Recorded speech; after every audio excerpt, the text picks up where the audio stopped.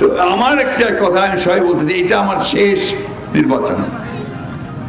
আমার এই এলাকায় আপনাদের প্রত্যেকটা লোকের সঙ্গে আমার ব্যক্তিগত সম্পর্ক আছে।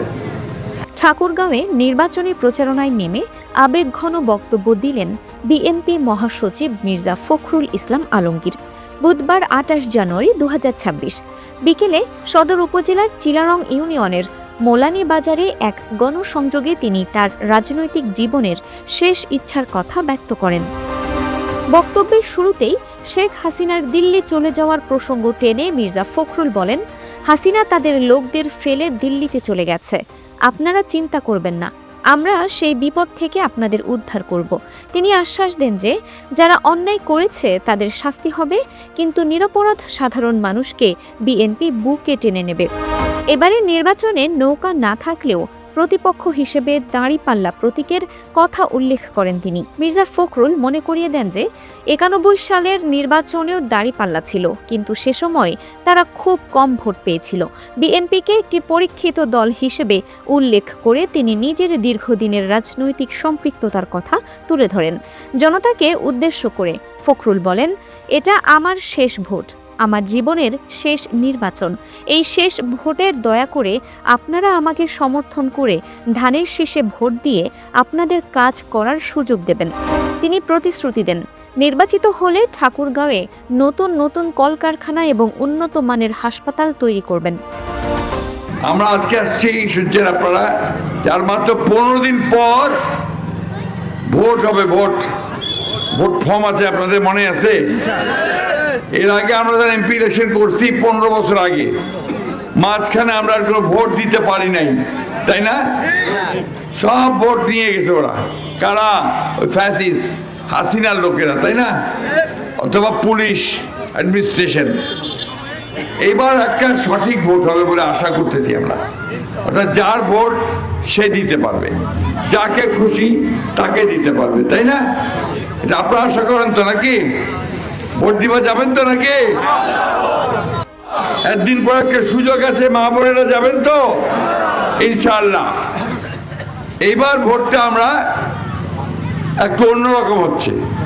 অন্যান্য বার এই এলাকায় আমার খালি দৌড়াদৌড়ি, নৌকা ধানের শীষ, নৌকা ধানের শীষ, তাই না? মনে আছে? এইবার নৌকাটা নাই, নৌকা এবার আপনার পালাইছে, ভারতবর্ষ চলে গেছে হাসিনা। মাঝখান থেকে তার যারা সমর্থক আছে তাদেরকে বিপদে ফেলে গেছে। আমরা সেই বিপদ থেকে তাদের পাশে দাঁড়াইছি। আমরা পরিষ্কার বলছি আমার হিন্দু ভাইদেরকে যে আপনারা কোনো চিন্তা করবেন না, আমরা আছি আপনাদের সঙ্গে। যারা অন্যায় করছে তাদেরই শুধু শাস্তি হবে, যারা অন্যায় করেনি সাধারণ মানুষ, তাদেরকে আমরা আমাদের বুকের মধ্যে রেখে রাখবো, সাথে রাখবো।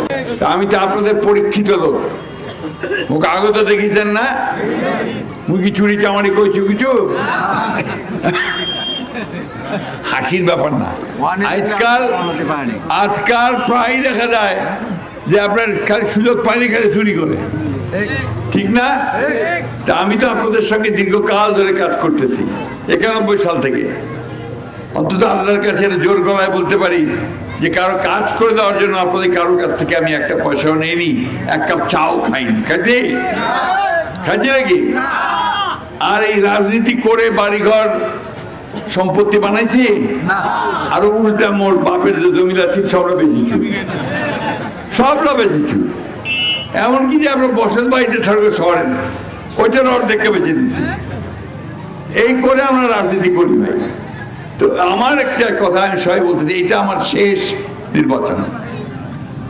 আমার এই এলাকায় আপনাদের প্রত্যেকটা লোকের সঙ্গে আমার ব্যক্তিগত সম্পর্ক আছে। আপনাদের কথা আমার খুব মনে হয়, ফিল করি আমি। তা আমার শরীর এখন এত খারাপ হয়ে যাচ্ছে আস্তে আস্তে, বয়সও বাড়ছে।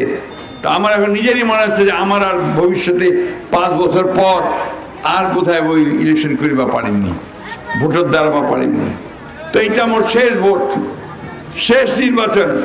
মা বোনদের কাছেও আমার এটাই আবেদন, ভাইদের কাছে আবেদন, এই শেষ ভোটে আপনারা আমাকে দয়া করে একটু সমর্থন দিবেন, আমাকে ধানের শীষে ভোট দিবেন, তাহলে ইনশাল্লাহ আমি আপনাদের কিছু কাজ করার সুযোগ পাবো। কি দিবেন তো? ঠিক আছে, কথা দেন। আমাদের কিন্তু আপনার একটা প্রতিপক্ষ আছে, নৌকা নাই কিন্তু আরেকটা মার্কা আছে। তো কি মার্কাটা? দাঁড়িপাল্লা। দাঁড়িপাল্লাকে আগে দেখছেন আপনারা? এখানে এই অঞ্চলে দেখছেন? 91 সালে ছিল, আমাদের ছেলেরা দেখে নাই। তো 91 সালে দাঁড়িপাল্লা ছিল, তখন আপনার খুব কম ভোট পেয়েছিল আর কি, ঠিক না? তা আমার কথা হচ্ছে যে আমি আপনাদের পরিচিত, দীর্ঘকাল ধরে আপনাদের সঙ্গে কাজ করে এসেছি, কোনোদিন আপনাদেরকে ছেড়ে যায়নি। ইনশাআল্লাহ আগামী নির্বাচনে আপনারা যদি আমাকে সমর্থন করেন, তাহলে আপনাদের আমি বাকি কাজগুলো করার চেষ্টা করব। বিগত নির্বাচনে ভোট দিতে না পারার আক্ষেপ প্রকাশ করে তিনি আশা প্রকাশ করেন যে এবার একটি সঠিক ও নিরপেক্ষ ভোট হবে, যেখানে ভোটাররা স্বাধীনভাবে তাদের পছন্দের প্রার্থীকে নির্বাচিত করতে পারবেন।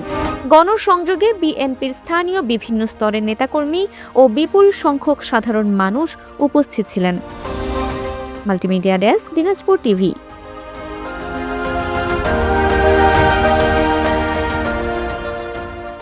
দিনাজপুর টিভি মানুষের জীবনের কথা বলে।